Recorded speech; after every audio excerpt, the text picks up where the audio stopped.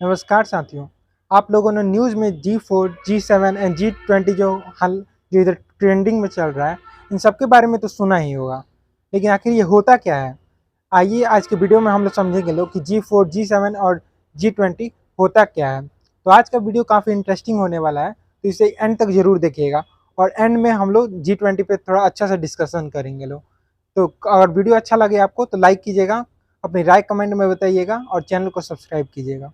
तो इन सारे वर्ड्स में जो जी है वो रिप्रेजेंट करता है ग्रुप को। अब बात कर लेते हैं, सबसे पहले बात करते हैं G4 की। तो जो G4 है वो ग्रुप है 4 कंट्रीज़ का, India, Brazil, Germany and Japan. इन चारों देशों का एक ही गोल है, यानी G4 कंट्रीज़ का एक ही गोल है, यूएन के सिक्योरिटी काउंसिल में एक परमानेंट सीट हासिल करना।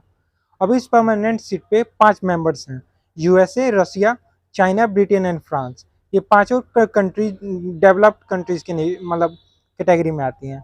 इसलिए जो इंडिया यानी G4 कंट्रीज़ हैं, इनका एक ही गोल है ताकि एक यूएन की सिक्योरिटी काउंसिल में एक परमानेंट सीट हासिल करना। अब जो G6 है वो है ग्रुप ऑफ 6 कंट्रीज़ और इसके अंदर ऐसे देश आते हैं जिनका मैन्युफैक्चरिंग सेक्टर काफ़ी अच्छा है और जिनके पास एक एडवांस्ड इकोनॉमी है। इसके अंदर USA, Japan, France, Italy, Britain और जर्मनी जैसे देश आते हैं। लेकिन इस ग्रुप को 1975 में बनाया गया था, लेकिन फिर जब इसे कनाडा ने ज्वाइन किया तो ये G6 से G7 बन गया। फिर डोनाल्ड ट्रंप की सरकार आई तो उन्होंने आवाज़ उठाया कि मतलब इस G7 को और भी पावरफुल कंट्रीज द्वारा ज्वाइन कर लेना चाहिए। इसलिए उन्होंने 4 देशों के पास इनविटेशन भेजा, India, South Korea, Australia and Russia. लेकिन रसिया के ज्वाइन करने से यूरोपियन कंट्रीज नाराज़ थी, क्योंकि यूरोपियन कंट्रीज हमेशा से दावा करते आए हैं कि रसिया जो है वो उन पे साइबर अटैक्स करते रहता है। तो अगर वो इस जो ग्रुप को ज्वाइन करता है तो इससे उन देशों पे, यूरोपियन कंट्रीज़ पे काफ़ी खतरा आ जाएगा, उनकी इंफॉर्मेशन पे काफ़ी खतरा आ जाएगा। इसलिए इसे रसिया ने ज्वाइन नहीं किया और ये G11 ना बन के G10 ही रह गया।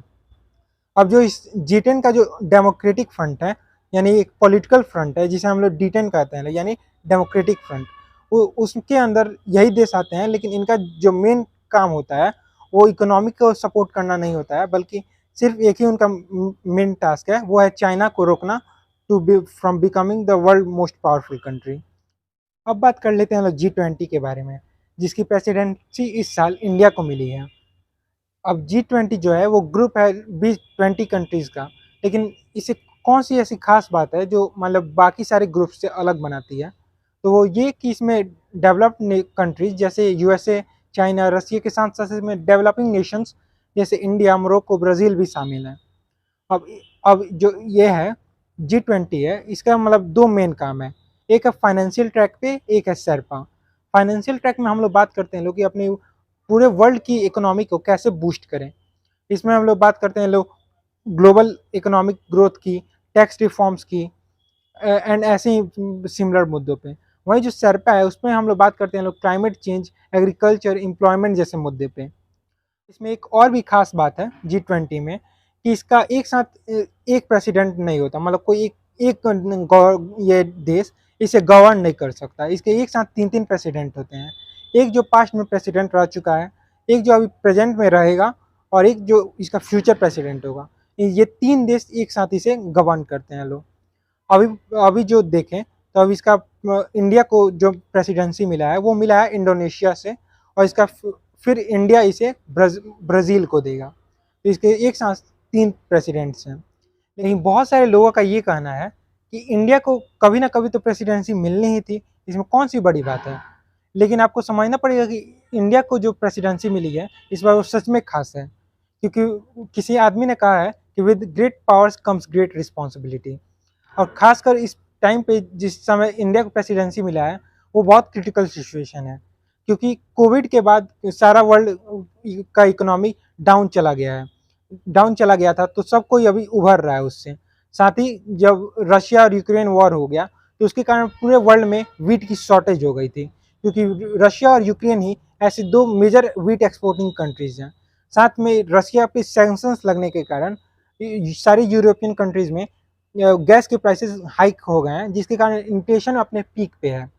और इस इन्फ्लेशन का असर भी हम लोग देख चुके हैं लोग कि कैसे श्रीलंका और पाकिस्तान जैसे देश कंगाल हो चुके हैं। इसीलिए इंडिया की ये प्रेसिडेंसी काफ़ी मायने रखती है। साथ में वेस्टर्न मीडिया ने जिस तरह इंडिया का सारे वर्ल्ड में रेपुटेशन बना के रखा है, उससे टैकल करने का भी यही एक अच्छा तरीका है कि G20 की प्रेसिडेंसी को अच्छे से अपनाया जाए।